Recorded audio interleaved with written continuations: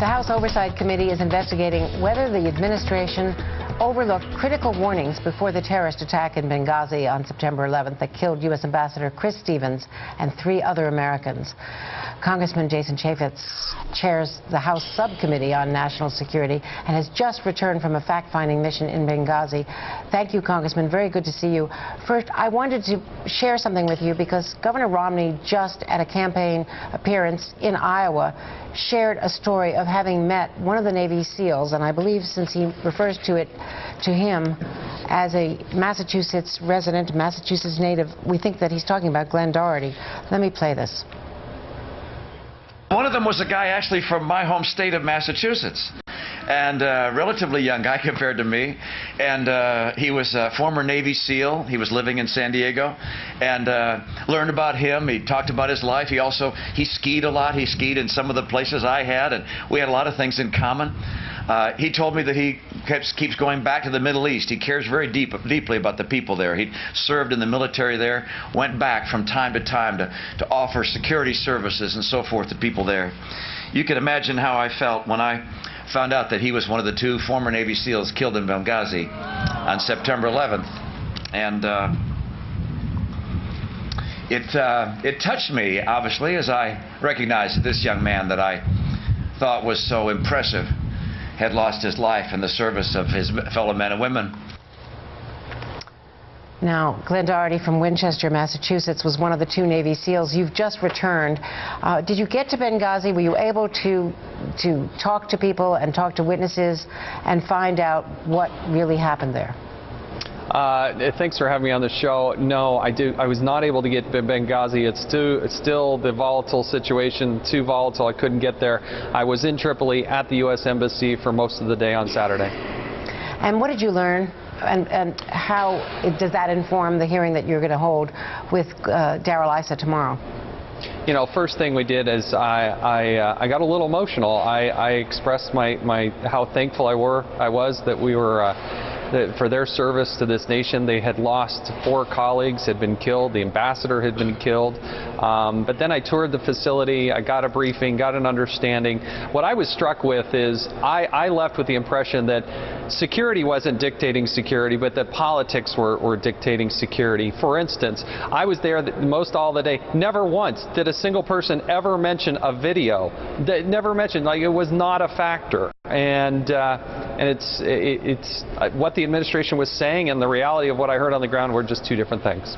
Well, the administration had come to the conclusion that it was terrorism. They obviously got it wrong initially.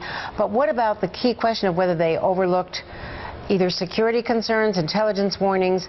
Did anyone there share with you the allegations that more security was requested by the late Ambassador Chris Stevens and that was denied? That is clearly what I think we will hear tomorrow from 2 of the professionals that were there on the ground. You got to remember, in Benghazi, if you look at a map, Tripoli, about 2 hours by air to the east is Benghazi. Twice in the 6-month lead up to 9/11, the British ambassador had assassination attempts. Twice in the 6-month lead up, you had bombings at our compound there in Benghazi, and it's 9/11 in Libya. What other warnings do you need? That seems like a clear and present danger unto itself. If you can't add that up as a potential security threat, my goodness, all the signs were there. There was a request for more personnel. That was denied. In fact, they reduced the number of personnel. They asked for building up of the infrastructure. That was denied. There were waivers that clearly were put in place because even still today in Tripoli, you don't meet the basics of what needs to happen at an embassy. Now, we've got one of the emails that you're going to be examining tomorrow and presenting tomorrow, and it was the email from 6 months earlier requesting more security, and that was granted according to the State Department. But then a second team was sent in, and according to the witness, you referred to Colonel Wood, according to reports from Colonel Wood, more was requested, and a further extension was requested by Chris Stevens, the ambassador, and that was denied. Have you also been told that? Yes, I have, and we're talking about we're talking about in the neighborhood of 24 people or less.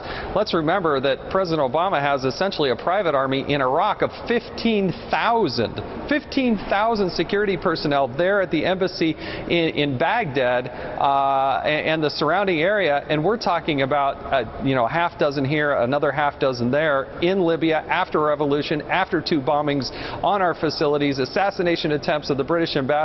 They're asking for a handful of more people, and that was denied. In fact, they ended up getting less people than they originally had to start.